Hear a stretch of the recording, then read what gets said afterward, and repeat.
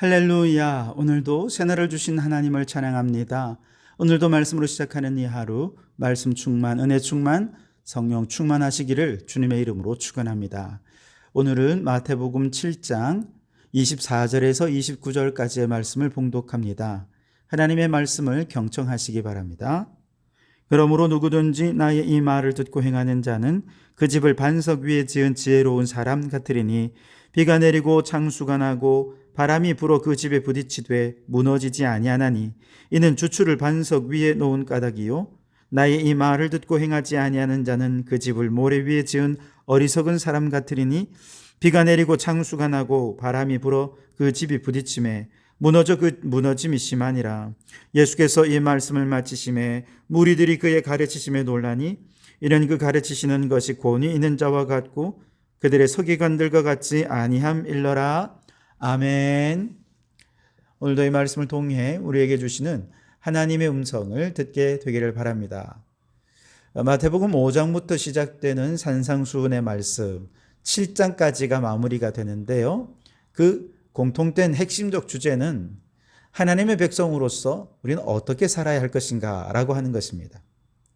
그리고 이제 그런 교훈을 쭉 마치고 7장 13절부터 마지막 절까지는 산상수훈을 마무리하는 내용인데요.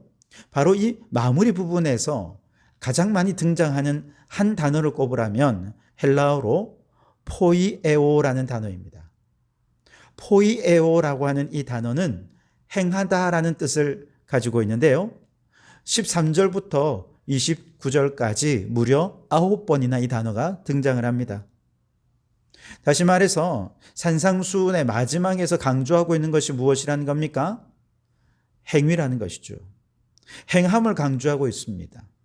앞서 가르쳐 주신 수많은 천국 백성의 삶들에 대해서 그저 아는 것으로 끝나지 말고 몸소 행하라는 것이죠. 힘들어도 행하라는 것입니다. 그것을 행하는 게 불가능해 보일 때는 하나님께서 공급해 주신 힘과 능력으로 행하라는 것이죠. 그렇게 행함이라고 하는 주제를 생각하시면서 13절부터 쭉 말씀을 나누어 보도록 할 텐데요. 13절, 14절에는 그것을 실천하는 것은 좁은 문으로 들어가는 것과 같을 것이다 말씀을 합니다. 좁은 문으로 들어가라. 멸망으로 인도하는 문은 크고 그 길이 넓어 그리로 들어가는 자가 많고 생명으로 인도하는 문은 좁고 길이 협착하여 찾는 자가 적음이라 그랬습니다. 여기서 좁다, 협착하다 이 말은 헬라어 원어적인 의미로 보면 억압하다, 학대하다, 괴롭히다, 불안하다, 곤경에 처하다 등등의 의미가 여기 다 포함이 되어 있습니다. 단순히 폭이 좁다 이런 뜻이 아니라 주님의 말씀에 순종하는 그 길에는 많은 괴로움과 학대가 있고 때로는 불안하고 곤경에 처하게 되는 일들이 많이 있을 것이라고 예고해 주시는 것입니다. 그럼에도 불구하고 우리가 이 좁은 길을 가야 하는 이유가 무엇인가? 바로 여기에 생명이 있기 때문이라는 것이죠. 생명이 있음을 알기에, 여기에 진리가 있음을 알기에, 천국이 있음을 알기에 천국 백성으로서 우리의 삶이 변화되어 말씀에 순종하는 삶을 살아야 한다는 것입니다. 마태복음을 받아 읽던 초대교회 성도들, 이 말씀을 읽으며 어떤 마음이었을까요? 그들은 아마 틀림없이 결단했을 것입니다. 예수님을 믿는 것은 이렇게 순교를 각오하는 것이구나. 하나님의 백성답게 살아가는 삶은 고난과 박해가 따르는구나. 그러나 여기에는 생명이 있고 영생이 있으니 어떤 고난이 와도 나는 이 길을 걸어가리라. 아마 그렇게 결단하면서 그들은 신앙생활을 했을 것입니다. 그리고 막상 고난이 닥쳤을 때 그들은 이미 마음의 준비가 다 되어 있었기 때문에 고난을 감사함으로 받으면서 오히려 그들은 하나님을 찬양했을 것입니다. 주님 말씀하신 대로 내게 박해가 임했군요. 핍박이 있군요. 제가 신앙생활 잘해왔음을 이 핍박이 증명해 줍니다. 아마 그렇게 고백하면서 세상이 감당하지 못할 믿음으로 살아갔던 거죠. 그렇습니다. 예수님을 믿고 우리가 신앙생활 한다는 것은 그저 여러 종교들 가운데 내 성향에 가장 잘 맞는 종교 하나를 딱 선택해서 거기서 위로받고 거기서 평안을 누리고 거기서 행복을 찾는 것이 신앙생활이 아닙니다. 예수님을 믿고 그 뒤를 따르는 것은 고난이 따르고 핍박이 따르고 환난이 따릅니다. 그럼에도 불구하고 여기에 진리가 있고 생명이 있기에 우리는 그 모든 것을 뛰어넘어 주님의 길을 걸어가는 것이지요. 그러니 여러분, 하나님의 백성으로 따르는 삶이 그저 위로와 평안과 은혜와 축복만 있는 삶이 아니라 좁은 문, 좁은 길, 너무나도 고난과 환난이 많이 있지만 그럼에도 불구하고 이곳에 생명이 있음을 믿고 끝까지 포기함 없이 이 믿음의 길을 걸어가는 우리 성도들이 되실 수 있기를 주님의 이름으로 축원합니다. 15절부터 20절까지는 거짓 선지자를 삼가라 라는 교훈을 주십니다. 그런데 이 교훈조차도 그들의 행위에 집중하여 말씀하고 있습니다. 15절에 보시면 거짓 선지자들을 삼가라, 양의 옷을 입고 너희에게 나오나 속에는 노략질하는 일이라 그랬습니다. 양의 탈을 쓰고 있지만 속에는 이리처럼 성도들을 죽이고 멸망하고 악한 길로 그들을 인도하는 자들이라는 겁니다. 이들은 어떻게 사람들을 악한 길로 인도할까요?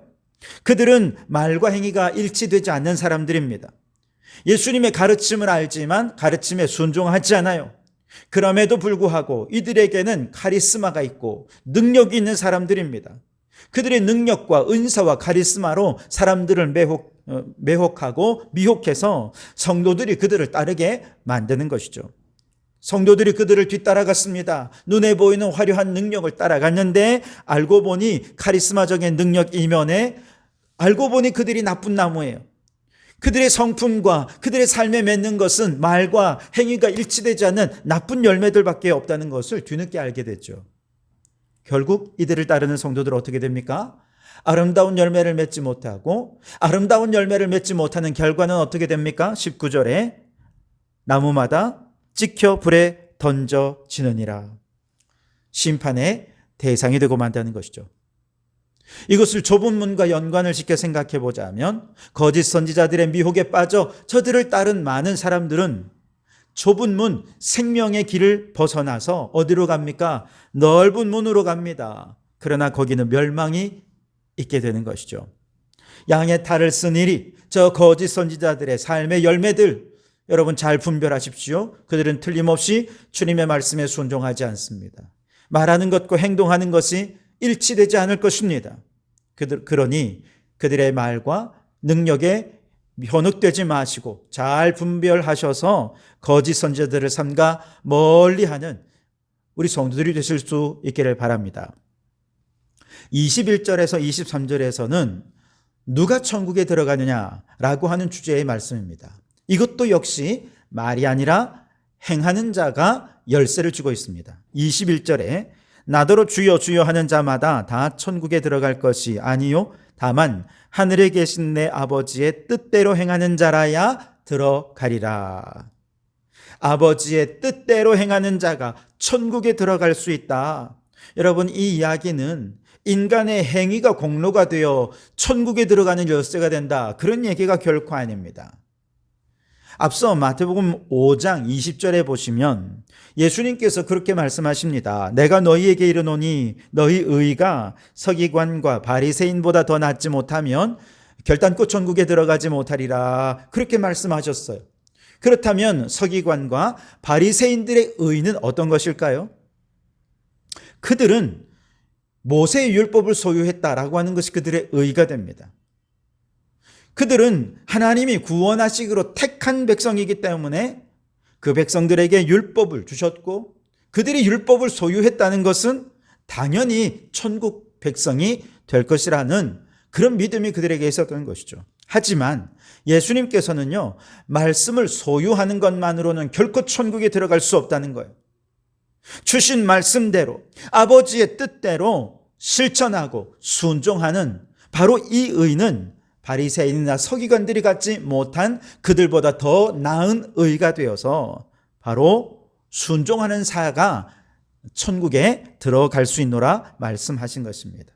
왜냐? 행함이 없는 믿음은 죽은 것이기 때문에 그렇습니다. 오늘 우리도 마찬가지죠. 성경 공부를 열심히 하고 성경에 대한 지식이 아무리 많다고 해도 그것은 이 시대의 바리새인이나 서기관들을 더 많이 만들어낼 뿐입니다. 중요한 것은 행함으로 그 믿음을 증명해 보이느냐 그렇지 않느냐 하는 것이죠. 죽은 믿음이 아니라 행함으로 살아있는 믿음을 나타내는 바로 그 사람 천국에 들어갈 것이라는 겁니다. 그러니 여러분, 행함으로 우리의 믿음을 증명해 보이는 성도들이 되실 수 있길 바랍니다. 산상수훈의 마지막은 두 명이 집을 짓는 자의 비유로 마무리를 합니다. 24절에서 27절에 보면 두 사람이 집을 지어요.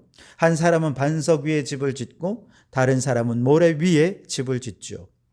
팔레스타인 지역은 우기가 되면 한꺼번에 비가 갑작스럽게 내리기 때문에 그동안 오랫동안 메말랐던 땅이 강이 되고 강물이 흘러 불어나서 걷잡을 수 없게 되는데, 그렇게 비가 내리고 창수가 나며 거센 바람이 불 때 모래 위에 집을 지으면 무너지게 되겠죠. 그러나 반석 위에 집을 짓게 되면 꿈쩍도 하지 않는다는 것입니다. 그래서 반석 위에 집을 지은 사람을 지혜로운 사람이다, 모래 위에 집을 지은 사람을 어리석은 사람이다, 이렇게 평가를 하는 거죠. 중요한 것은 건축 기술이 어떠냐, 얼마나 아름다운 집을 지었느냐라고 하는 것은 전혀 문제가 되지 않습니다. 핵심은 건축 부지를 어디다 정했느냐 하는 것이죠. 어리석은 자도 건축 기술이 뛰어나서 아름다운 집을 멋있게 짓습니다. 중요한 것은 그가 가진 재능, 그가 가진 은사나 능력이 아니라 지금 그가 어디에 서 있느냐라고 하는 게 중요한 거죠. 예수님의 말씀을 열성을 다해 듣고 그 말씀에 순종하며 살기 위해 몸부림치는 겸손한 성도들이라고 한다면 그는 반석 위에 집을 짓는 자입니다. 심판의 때에 모든 환란이 우리에게 닥칠 때, 창수가 나고 바람이 불 때 그 모든 환란을 넉넉히 이기고 그들은 천국에 들어가게 되는 것이죠. 순종한 말씀만 내 능력이 되고 행동한 신앙만이 심판 때의 모든 환란을 넉넉히 이길 능력이 되기 때문에 그렇습니다. 그러니 여러분, 우리의 신앙의 집을 말씀과 순종이라는 반석 위에 지어서 심판의 날 잘 견뎌서 저 천국 백성으로 천국에 들어가는 성도들이 되실 수 있기를 주님의 이름으로 축원합니다. 자, 여기까지 이제 산상수훈의 말씀을 마치셨을 때 청중들의 반응이 어땠을까? 28절에 예수께서 이 말씀을 마치심에 무리들이 그의 가르치심에 놀랐다 그랬습니다. 무리들이 가르치심에 놀라워했습니다. 그런데 이들이 놀라워한 것은 그 가르침의 내용도 물론 너무나 새롭고 놀라운 내용이었지만 그보다 더 놀라운 것은 가르치시는 예수님의 권위에 더 놀랐습니다. 29절에 이는 그 가르치시는 것이 권위 있는 자와 같고 그들의 서기관들과 같지 아니함일러라 그랬습니다. 여러분, 산상수훈을 처음 시작할 때 예수님은 산 위에 앉으시고 많은 무리들, 제자들이 예수님께 나오면서 이 교훈이 시작되지 않았습니까? 이때 예수님이 산 위에 앉으신 것을 우리는 왕의 보좌에 앉으신 것이다, 그렇게 말씀을 드렸습니다. 다시 말해 이들은 예수님의 말씀을 들은 이후에 평소에 회당에서 서기관들이나 랍비들이나 선생들로부터 현명한 가르침을 받는 그런 것과는 차원이 다른 놀라운 권위를 예수님에게서 발견하게 되었다는 것이죠. 그건 단순히 교사가 아니라 왕의 권위를 발견한 것입니다. 왕 되신 예수님의 신적인 권위, 우리의 삶의 진정한 주인이 되시는 그 권위를 깨닫고 깜짝 놀랐다는 것이죠. 여러분, 우리가 주의 말씀을 들을 때 그저 훌륭한 선생님으로부터 인생의 좋은 중요한 교훈을 얻는구나, 여러분 그 정도라고 생각하면 우리의 삶은 결코 천국 백성다운 삶으로 변화되지 못할 것입니다. 우리가 아는 것이 행동으로 변화될 수가 없을 것입니다. 그러나 이 말씀에서 예수님이 왕의 권위를 지니신 우리의 진정한 왕이시다, 라고 하는 왕의 권위를 깨닫고 놀라신다면 왕의 앞에서 무조건 왕의 명령에 순종하고자 하는 신하들처럼 아마 우리는 주님의 말씀에 순종하는 자가 될 수 있을 것입니다. 여러분, 이 말씀이 곧 삶이 되고 우리의 모든 삶이 천국 백성다운 삶이 되어서 저 마지막 날 주님 오시는 그날에 영원한 천국에서 만나게 되는 축복이 있기를 주님의 이름으로 축원합니다. 기도하시겠습니다. 왕 되신 예수님, 그 놀라운 위엄과 권위로 천국 백성의 삶을 가르쳐 주시니 감사합니다. 이 말씀을 소유하고만 있는 자가 아니라 순종하는 자로 살게 해 주시옵소서. 때로 인간의 힘으로 순종하기 어려운 말씀에는 더욱 겸손히 주님을 의지해서 내 힘으로가 아니라 주님이 주시는 힘으로 말씀에 순종하게 하옵소서.